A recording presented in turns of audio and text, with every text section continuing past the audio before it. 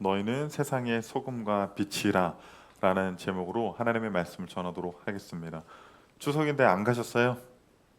네, 예배 와주셔서 너무 감사하고 또 이제 아마 끝나고 전부 이제 또 시골로 가시는 분들은 가시고 각 가정으로 또 흩어지실 텐데 원래는 이제 그 룻기 있잖아요. 룻기 거의 마지막을 해야 되는데 추석 명절을 맞아서 우리 성도님들에게 어떤 말씀이 필요할까 고민하다가 오늘 본문 말씀을 통해서 세 가지로 말씀을 여러분들과 좀 나누고 싶습니다.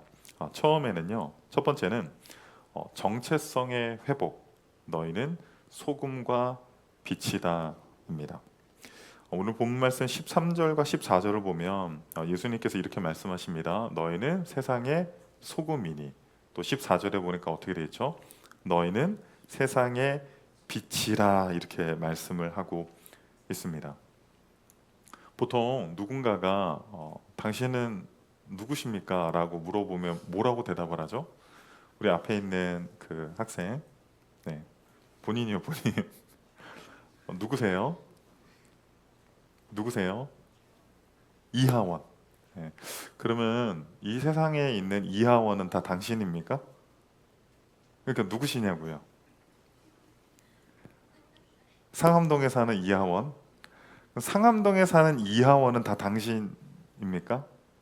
우리는 보통 우리를 설명할 때 뭐 이름, 직업, 뭐 나이, 그렇죠? 약간 이런 식으로 뭐 아니면 누구의 아들, 누구의 딸, 뭐 약간 그런 식으로 뭐 어디 사는 자기라고 소개를 하는데 진짜 그게 우리의 정체성을 나타내 줄 수 있을까요? 사실 그렇지 않다라는 겁니다.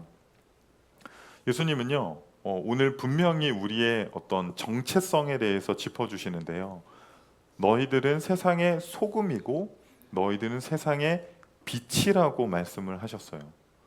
우리가 구원받고 열심히 성경 읽고 노력하고 기도하고 성령 충만해야 너희들이 소금이 되고 너희가 빛이 되는 것이 아니라 이미 너희들은 소금과 빛이라고 우리들에게 말씀해 주는 겁니다. 할렐루야.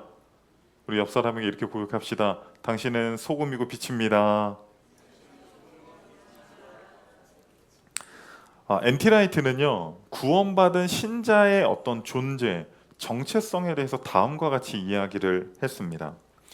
우리가 구원받은 것은 단순히 지옥을 탈출하거나 천국에 가기 위함이 아니라 예수 그리스도에 의해 구원받은 자들은 이 세상의 어둠의 세력의 유혹과 방해물에서 해방되어 지금 여기서 역사하는 새로운 창조 세계 내에서 능동적 참가자가 되어야 한다라고 이야기를 했어요.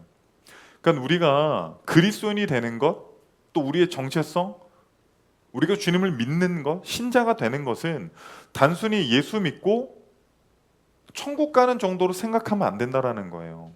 제가 그 예수님 안 믿을 때 혹은 어린 시절에는 그런 생각을 많이 했어요. 80에 예수 믿고 싶다. 할렐루야. 아시는 분들은 벌써 그냥 느낌이 팍, 저랑 생각이 비슷한 분들이 있어요. 지옥은 가고 싶지 않아. 너무 무서워. 근데 천국은 가고 싶잖아. 그래서 80에 딱 예수 믿고 모세처럼 40년간 힘있게 쓰임받고 할렐루야 120에 천국으로 가는 약간 그 그림을 그렸었거든요. 근데 우리가 믿음이라는 거, 구원이라는 거, 그리스도인이 된다라는 것을 그냥 죽고 난 이후에 천국행 티켓을 받아서 천국 가는 것으로 그냥 지옥을 좀 면하는 것으로 우리가 오해하는데 지금 뭐라고 이야기합니까? 엔티라이트가 우리는요 이 세상에서 그리스도인으로서 우리의 정체성을 우리가 누군지 보여줘야 된다라는 거예요.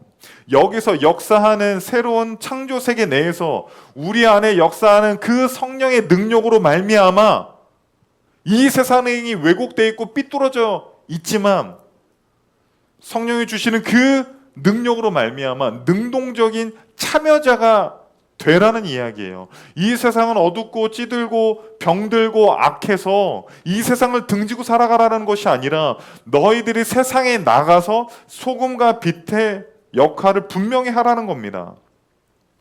미국의 스튜어트 웨버라고 하는 목사님은요 이런 말씀을 했어요. 그리스도인이 세상의 소금과 빛으로 살아가지 않으면 하나님께서 그들을 데려가실 거다. 할렐루야. 저는 하나님께서 여러분들을 안 데려갔으면 좋겠어요. 네.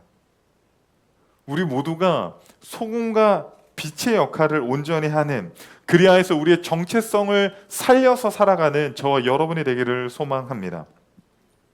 2012년도에요.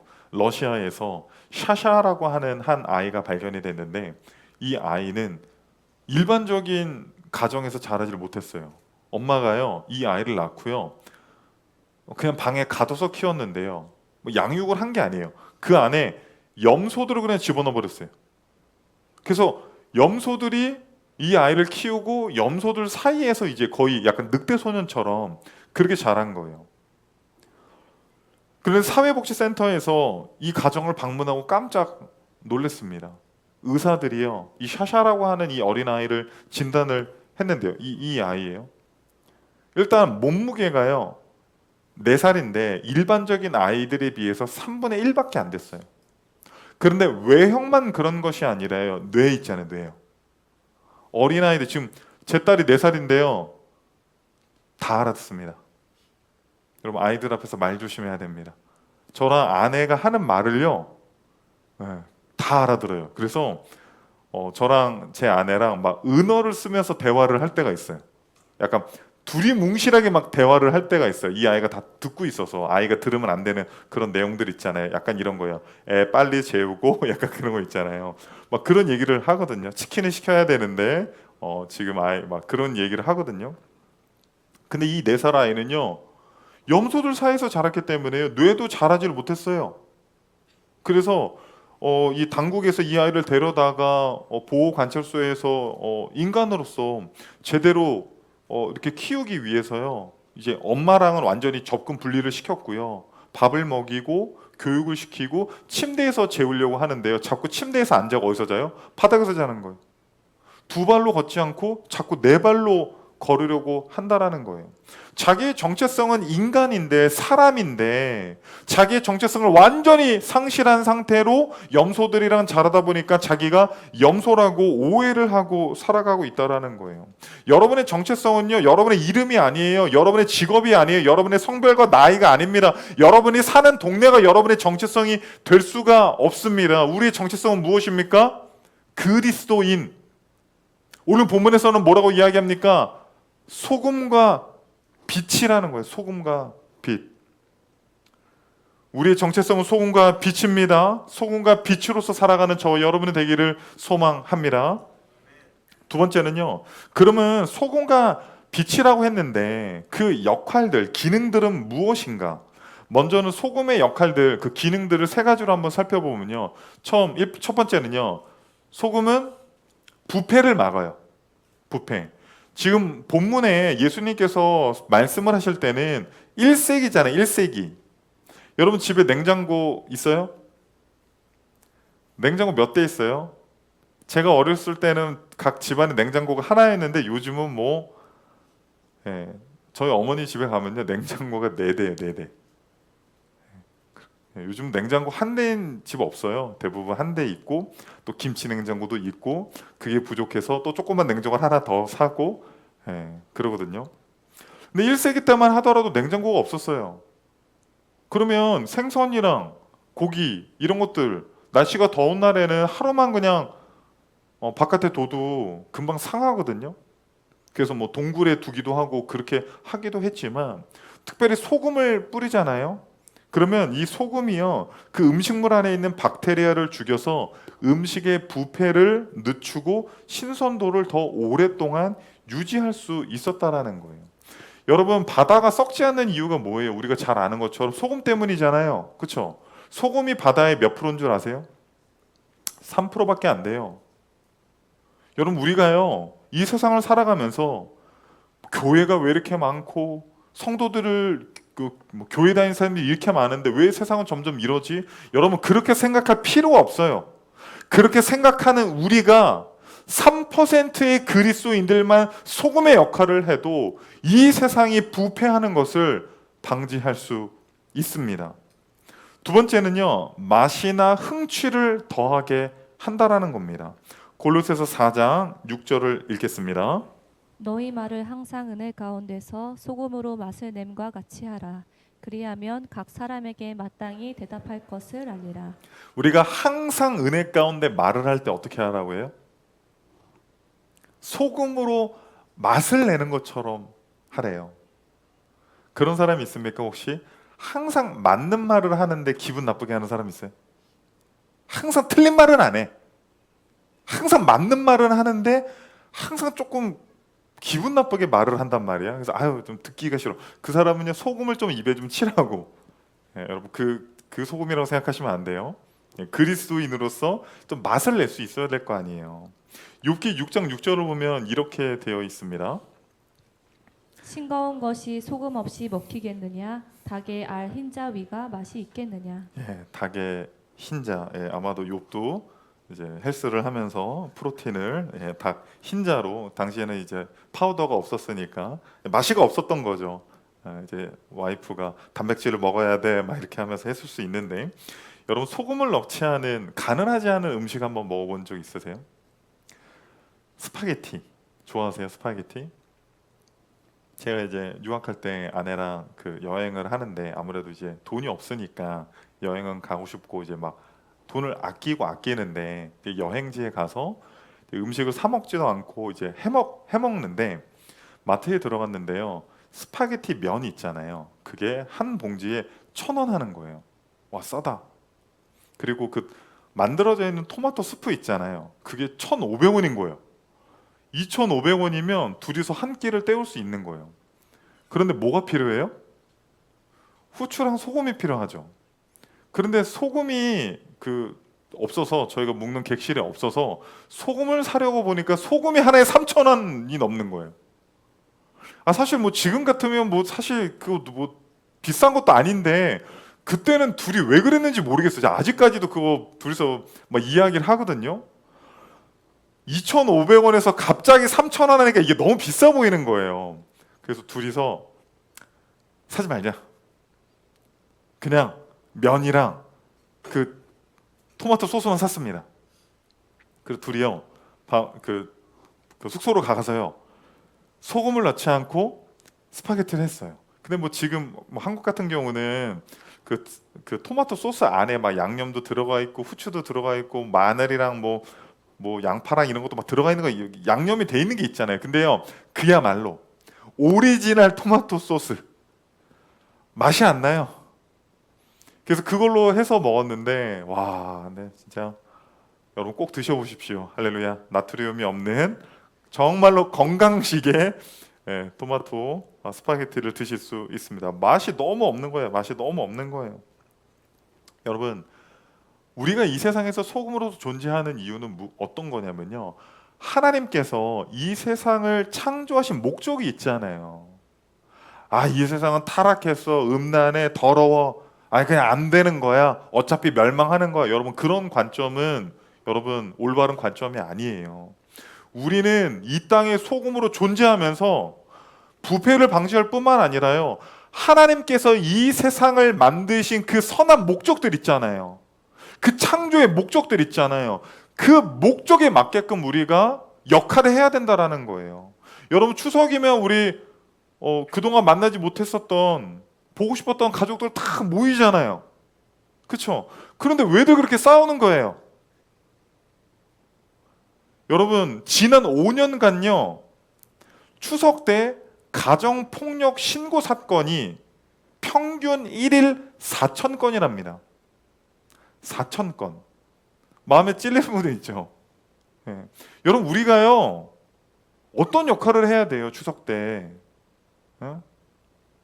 그 가정의 소금의 역할을 해야 된다라니까요.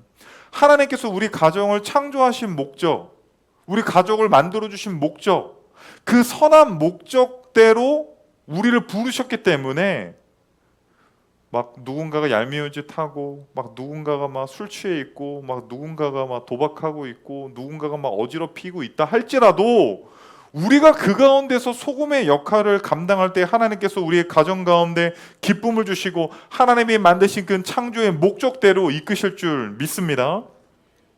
소금의 세 번째 역할은요, 치유하는 역할이에요. 치유하는 역할. 유대 문헌에 보면요, 많은 질병을요 소금으로 고친 것들이 많아요. 우리도 옛날에 그 이 닦을 때 뭘로 닦았어요? 소금으로 닦았잖아요. 예, 유대인들도 마찬가지예요. 치통을요 소금으로 치료를 했다고 합니다. 그리고요 신생아들이 태어나면요 소금으로 문질러서 면역과 그의 몸을 깨끗하게 만들어줬다라는 거예요. 소금의 삶, 치유의 삶이 필요하다라는 거예요. 예수님께서 이 땅에 오셔서 그렇게 많은 병자들을 고치셨잖아요. 막 어떤 목사님들은 치유의 능력이 있어서 막 아픈 사람들 안수하고 막 그러면 막 치유가 되긴 하는데 저는 약간 좀 그런 거 좀 부족한 것 같아요. 그런데 마음이 아픈 사람들, 영적으로 병들어 있는 사람들, 정신적으로 문제가 있는 사람들, 영적 질병에 허덕이는 사람들이 사실 더 많아요. 우리가 예수 그리스도와 같이 주님께서 우리에게 소금이라고 명령하신 그 말씀에 부합하여서 우리 주변에 있는 마음 아픈 사람들, 영적으로 질병으로 고통하는 사람들, 여러분 그 사람들을 우리가 치유하는 역할을 해야 하지 않겠습니까? 소금의 역할 세 가지 뭐였어요? 부패를 방지하는 겁니다. 두 번째는 맛을 내는 거예요. 어떤 맛? 하나님께서 창조하신 이 창조 세계가 그분의 온전하신 뜻대로 이루어지도록 그 맛을 내는 역할을 하는 겁니다. 세 번째는 뭐였습니까? 치유하는 역할. 우리를 통해서 이 땅의 많은 병든 자들을 치유하고 고치고 살리는 놀라운 역사들이 있기를 원합니다. 소금이라고 했고 또 뭐라고 했습니까? 빛이라고 했습니다. 빛. 이사야 9장 2절을 읽어보도록 하겠습니다. 흑암에 행하던 백성이 큰 빛을 보고 사망의 그늘진 땅에 거주하던 자에게 빛이 비치도다. 흑암에 살던 자들이 빛을 보고 나아온다라는 것입니다. 여러분 빛의 기능은 뭐예요? 간단합니다. 밝혀주는 거, 어둠을 밝혀주는 거잖아요. 빛의 기능을 잘 보여주는 것 중에 하나는요 등대예요. 등대. 이 등대가 최초로 만들어진 때가 BC 3세기라고 합니다. 이집트의 지중해 연안을 따라서요 리비아인들이요 탑을 세우고 그 위에 불을 붙였대요. 그런데 이유가 뭐냐면요 야간에 항해를 하기 위해서요. 야간에 배를 운행하기 위해서요. 등대가 어떤 역할을 해줘요? 빛을 비춰줘서 이곳이 육지다. 그리고 배가 들어올 때 위험한 지형지물이 있는 곳을 피해서 안전한 곳으로 들어와서 육지에 정박할 수 있도록 그 신호와 사인을 주는 역할을 등대가 하는 것 아닙니까? 미국의 플로렌스 체드윅이라고 하는 여자 수영 선수가 있는데요. 이 사람은 약간 그러니까 실내가 아니라요. 밖에서 그러니까 자연에서 그 장거리 수영 선수예요. 그러니까 그것이 이제 전문인데요. 이분이 막 영국 해협도 왕복으로 왔다 갔다 하고 그런 분인데요. 1952년 미국 독립 기념일을 맞이해서요. 캘리포니아 해안에서 35km 떨어진 카타리나 섬이라는 데가 있대요. 그 섬에서 출발해서 캘리포니아 연안으로 들어오는 프로젝트를 했습니다. 그래서 이제 많은 막 방송국에서 이제 촬영을 하고 실시간으로 방영을 하고 막 기자들이 막 모였어요. 출발을 했는데 15시간 55분 수영 끝에 이 사람이 포기했어요. 포기를 선언했습니다. 그런데 포기를 선언했을 때 많은 사람들이 안타까워했어요. 왜냐하면 이 플로렌스 체드윅이요 거의 해안에 근접했기 때문이에요. 거의 육지에 근접했기 때문이에요. 그런데 너무 막 물살도 거칠어서요 차고 있던 시계도 이제 잃어버리고 그리고 안개가 너무 뿌옇게 끼니까 이 플로렌스 체드윅이라는 사람이 거의 목표 지점에 왔는데도 안개가 너무 뿌해가지고요 여기가 어느 방향으로 가야지 바다 쪽인지 어느 방향으로 가야지 육지 쪽인지 전혀 구분을 할 수가 없었다라는 거예요. 여러분 우리가 빛의 역할, 등대의 역할 어떻게 해야 합니까? 세상에 있는 많은 사람들이 열심으로 살아가요. 열심으로 수용을 합니다. 그런데 어디가 구원의 길이고 어디가 진리의 길이고 어디가 의의 길인지 어디가 생명의 길인지 모른다라는 거예요. 아무리 열심히 수영을 해서 가더라도 바다 쪽으로 가면, 태평양으로 가면 결국에 익사하고 만다라는 거예요. 우리는 등대 역할을 해야 돼요. 이곳이 생명의 길이다. 이곳이 구원의 길이다. 이곳이 예수 그리스도로 말미암아 구원받을 수 있는 진리의 길이라고 그 길을 밝혀줄 수 있는 빛의 역할, 등대의 역할을 하는 저와 여러분이 되기를 소망합니다. 마지막 세 번째입니다. 소금과 빛은 착한 행실이다. 우리 마태복음 5장 16절 읽겠습니다. 이같이 너희 빛이 사람 앞에 비치게 하여 그들로 너희 착한 행실을 보고 하늘에 계신 너희 아버지께 영광을 돌리게 하라. 소금과 특별히 빛의 역할이 뭐라고 이야기합니까? 착한 행실. 여러분 착하세요? 아니요. 여러분 착하세요? 우리 보통 이신칭의의 구원을 믿잖아요. 우리가 행함과 노력이 아닌 믿음으로 구원받았다라는 이야기 때문에 아니 우리가 어떤 뭔가를 행하는 것 뭔가 이렇게 이 부분에서 우리가 오해를 불러일으킬 수 있다라는 것입니다. 그런데 여기서 16절에 착한으로 번역된 헬라어가요 칼로스예요. 칼로스. 그런데 원래 헬라어에서 착하다라는 표현은 주로 아가소스라는 단어를 쓰거든요. 아가소스. 이 칼로스는요 다른 여러 뜻도 있어요. 아름답다, 마땅하다, 잘하다 이런 뜻들이 있다라는 거예요. 제가 이제 한 4년 전에 미국에서 이제 한국에 왔을 때 그 전까지는 몰랐는데 뭐 이렇게 MZ 그 세대, MZ 문화 약간 그런 게 있다고 하더라고요. 그러면서 저랑 이제 그 비슷한 연배에 계신 분들 그리고 또 이제 청년들이랑 이야기하면서 요즘 애들은요 둘 중에 하나라고 하더라고요. 요즘 애들 둘 중에 하나. 네. 죄송합니다.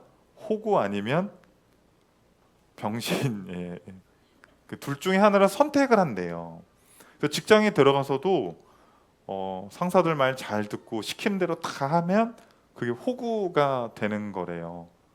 그래서 선택적으로 그 후자 쪽 병신을 택하는 친구들이 있대요. 그래서 사실은 할 줄 알고 다 알아듣고 하는데도 일부러 잘 모르는 척하고 그러니까 잘하면 잘할수록 일을 더 시키니까 일부러 막 못하는 척 이렇게 한다는 거예요. 근데 제가 충격적인 건 이 얘기를 무슨 어디 유튜브에서 본 게 아니라 실제로 우리 그 청년들이랑 대화할 때도 두 명의 청년들이 저한테 이런 이야기를 사실은 해줬습니다.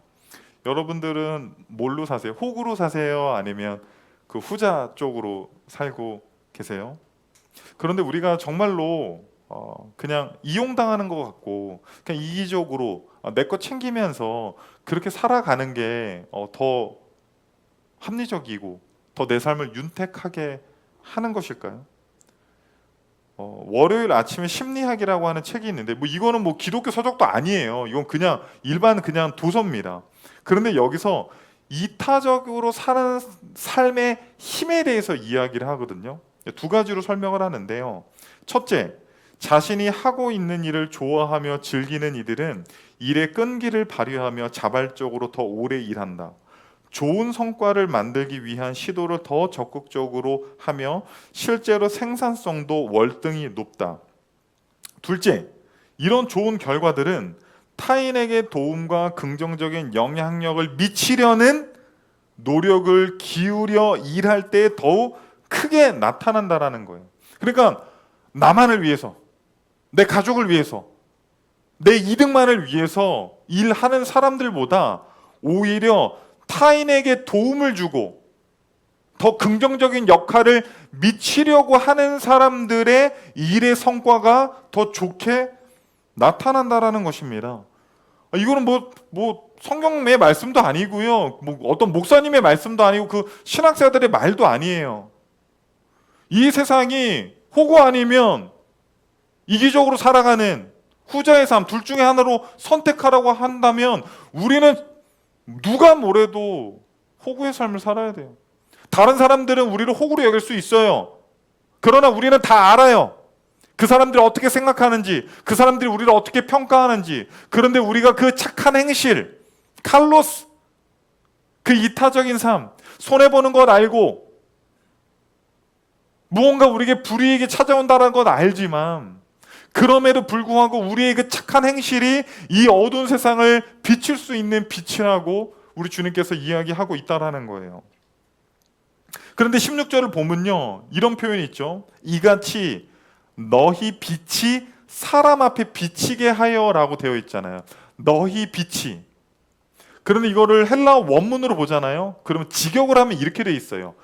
너희 빛이 아니라 너희 안에 빛이라고 되어 있어요. 네가 빛이 아니라 너희 안에 하나의 빛이 있다라는 거예요. 혹시 여러분들은 그 지구와 달 뭐 이런 것들이 혹시 별이라고 생각하세요? 별? 이 태양계 안에 별은 하나밖에 없대요. 그러니까 과학자들이 그 별을 정의한 걸 봤는데요. 별은요, 스스로 열을 내고 빛을 낼 수 있어야 된대요. 그럼 태양계 안에 별은요, 태양밖에 없어요. 태양이 빛을 비추는 거예요. 여러분, 달이, 여러분 그 제가 이제 군에 갔을 때 그 보름달의 소중함을 굉장히 깨달았거든요. 우리는 도시에 살고 있으니까 24시간 빛이 있잖아요. 24시간. 그런데 군대에 딱 가니까 완전 시골에 이제 밤 늦게 이제 근무를 쓰러 산으로 올라가는데 달이 없어요. 날씨가 흐려서요. 구름이 달을 완전히 가렸습니다. 그러니까요. 눈을 떠도 안 보이고요. 눈을 감은 거나 눈을 뜬 거랑 똑같아요. 그때 그 달의 소중함을 알았어요. 그런데 어느 날 보름달이 탁 뜨잖아요. 그러면요. 정말 신기한 게 다 보여요. 막 꽃도 보이고 풀도 보이고요. 막 새도 보이고 막 시야가 완전히 확보가 됩니다. 여러분, 우리는 태양이에요, 달이에요? 여러분이 생각할 때 우리가 노력해서 막 우리가 막 결심해서 이 전사의 심장으로 막 그렇게 막 마음을 먹어서, 여러분 왜 작심삼일이란 말이 왜 존재하겠어요? 사랑하는 가족들 만났는데 왜 그렇게 언성 높이고 왜 싸우겠어요? 우리 올 추석은 싸우지 말자. 우리 진짜 좀 재밌게 지내자. 그래서 우리 그냥 집에 있지 말고 우리 여행 가자. 여행지 가서 싸워. 왜 이렇게 불편한 데를 했냐? 음식이 짜다. 목사님 말씀 못 들었어. 소금이래잖아. 그래서 소금을 막 그러면서 막 마음을 먹었는데 막 기분 상해서 돌아오는 사람들도 많거든요. 근데 저는 그렇게 생각해요. 우리가 빛이 아니라요, 우리 안에 빛이 있잖아요. 여러분, 그 추석을 한가위라고 하잖아요. 추석에 뜨는 그 보름달이요, 가장 크고 밝은 달이 뜬다고 해요. 근데 그 달은요, 스스로 빛을 비출 수가 없어요. 우리가 스스로 마음 먹고 착한 행실로 빛과 소금의 역할을 해야지 여러분 금방 넘어집니다. 우리는 누구로부터 빛을 받아야 돼요? 우리 인생의 태양이신 예수 그리스도로부터 빛을 받아서 그 빛을 이 세상 가운데 비추는 저와 여러분이 되기를 소망합니다.